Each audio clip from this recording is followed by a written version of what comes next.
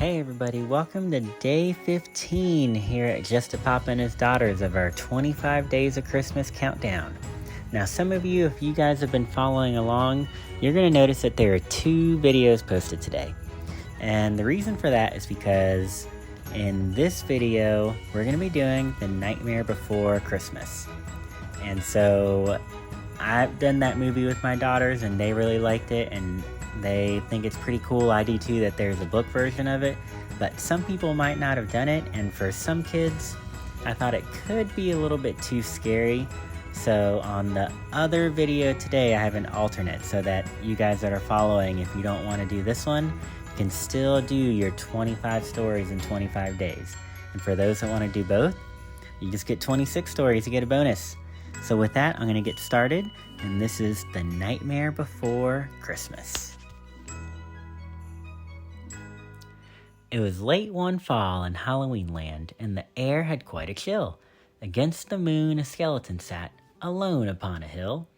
He was tall and thin with a bat bow tie. Jack Skellington was his name. He was tired and bored in Halloweenland. Everything was always the same. I'm sick of the scaring, the terror, the fright. I'm tired of being something that goes bump in the night. I'm bored with leering my horrible glances, and my feet hurt from dancing those skeleton dances. I don't like graveyards, and I need something new. There must be more to life than just yelling, boo.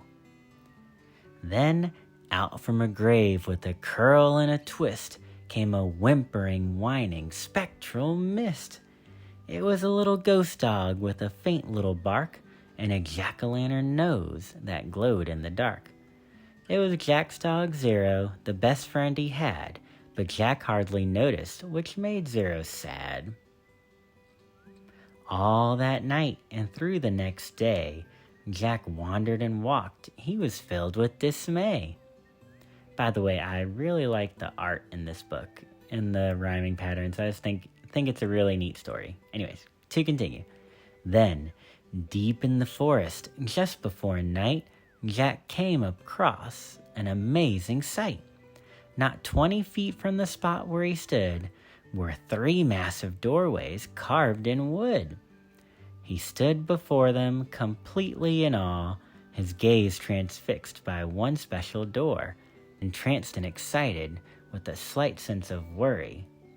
Jack opened the door to a white, windy flurry. Just for fun, let me go back one page. Look at these 3 doors. What holidays are they? Go ahead and say them out loud. I'll give you a second. Yep, so we have Valentine's, Christmas, and Easter. Alright, and which one do you think he goes through? You guys know what time of the year it is, so let's see. Let's turn the page. Jack didn't know it, but he'd fallen down in the middle of a place called Christmas Town. Immersed in the light, Jack no longer haunted. He had finally found the feeling he wanted. And so that his friends wouldn't think him a liar, he took the present-filled stockings that hung by the fire. He took candy and toys that were stacked on the shelves, and a picture of Santa with all of his elves. He took lights and ornaments and the star from the tree, and from the Christmas Town sign, he took the big letter C. He picked up everything that sparkled or glowed. He even picked up a handful of snow. He grabbed it all, and without being seen, he took it all back to Halloween. Guys, I think he was so excited about everything Christmas, and look at his face. See if I can show you it closer. That is the biggest smile in the world. He is so excited. But back in Halloween, a group of Jack's peers stared in amazement at his Christmas souvenirs. For this wondrous vision, none were prepared. Most were excited, though a few were quite scared. For the next few days, while it lightninged and thundered, Jack sat alone and obsessively wondered. Why is it they get to spread laughter and cheer, while we stalk their graveyards spreading panic and fear? Well, I could be Santa, and I could spread cheer Why does he get to do it year after year? Outraged by injustice, Jack thought and he thought. Then he got an idea. Yes, yes, why not? In Christmas Town, Santa was making some toys when through the den he heard a soft noise. He answered the door, and to his surprise, he saw weird little creatures in strange disguise. They were all together, ugly and rather petite. As they opened their sacks, they yelled trick or treat. Then a confused Santa was shoved into a sack, oh no, and taken to Halloween to see Mastermind Jack. In Halloween, everyone gathered once more, for they'd never seen a Santa before.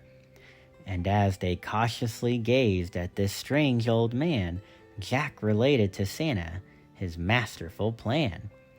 My dear Mr. Claus, I think it's a crime that you've got to be Santa all the time. But now I will give presents and I will spread cheer. We're changing places. I'm Santa this year. It is I who will say Merry Christmas to you, so you may lie in my coffin, creak doors, and yell boo. And please, Mr. Claus, don't think ill of my plan, for I'll do the best Santa job that I can. And though Jack and his friends thought they'd do a good job, their idea of Christmas was still quite macabre.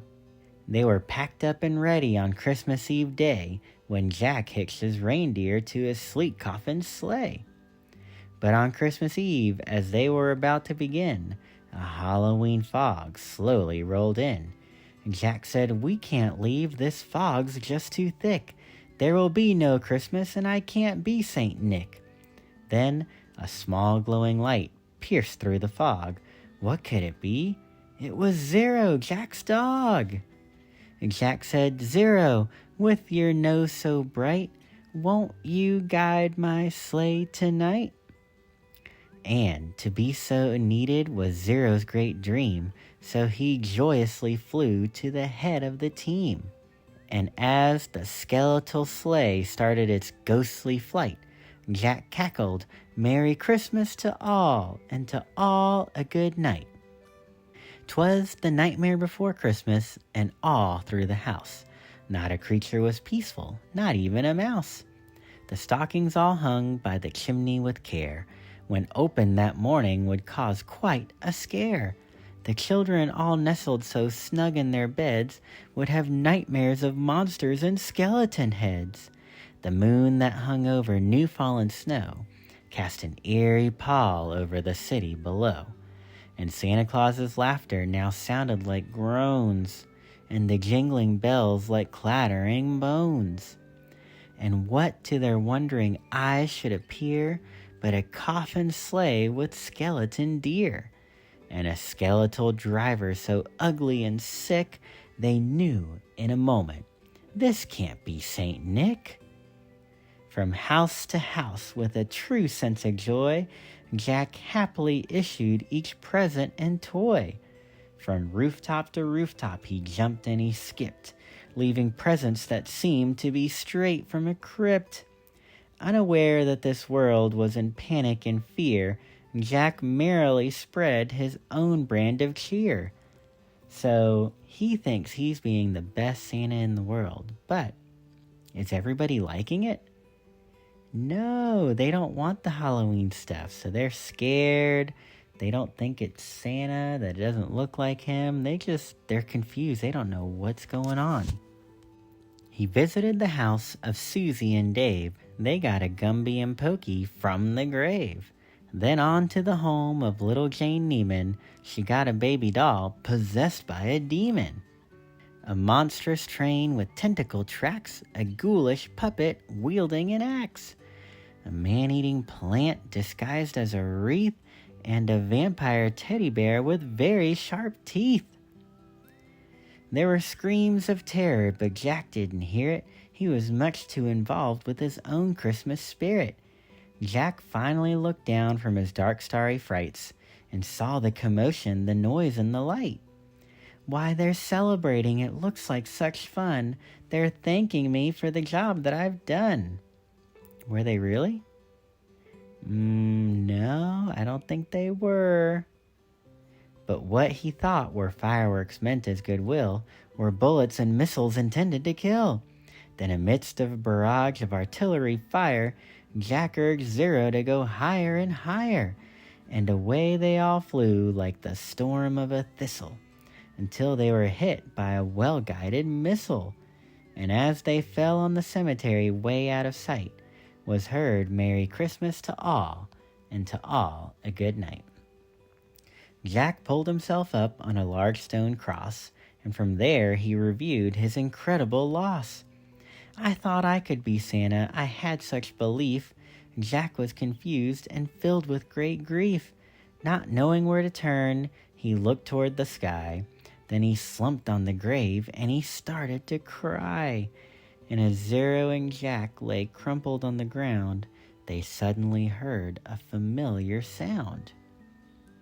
"My dear Jack," said Santa, "I applaud your intent. I know wreaking havoc was not what you meant." But Santa knew he wasn't trying to be bad or cause trouble. He just knows that Jack Skellington didn't know better. He thought he was spreading Christmas cheer. "And so you are sad and feeling quite blue, but taking over Christmas was the wrong thing to do. I hope you realize that Halloween's the right place for you. There's a lot more, Jack, that I'd like to say. But now I must hurry, for it's almost Christmas Day." So Santa's going to go and give everyone the right stuff. So he jumped in his sleigh, and with the wink of an eye, he said Merry Christmas, and he bid them goodbye.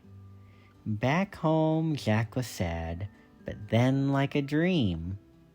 Oh, Santa left him a present. Santa brought Christmas to the land of Halloween. And look at this picture. Look what he brought. It looks like snow. And Jack loved it. The end. Alright, so that was The Nightmare Before Christmas. For those that stuck around for this story, hope you guys enjoyed it. It's a pretty fun story, even if it is a little older. I enjoy it, and so do my kids. So with that, that's the end of this one, and hope you guys will catch me tomorrow for day 16. We are almost there, kind of crazy. I hope you guys have gotten most stuff done that you need for Christmas, so that you're not feeling as stressed out as we enter the final week and a half before Christmas Day. With that, I look forward to seeing you guys tomorrow. Have a good one. Bye.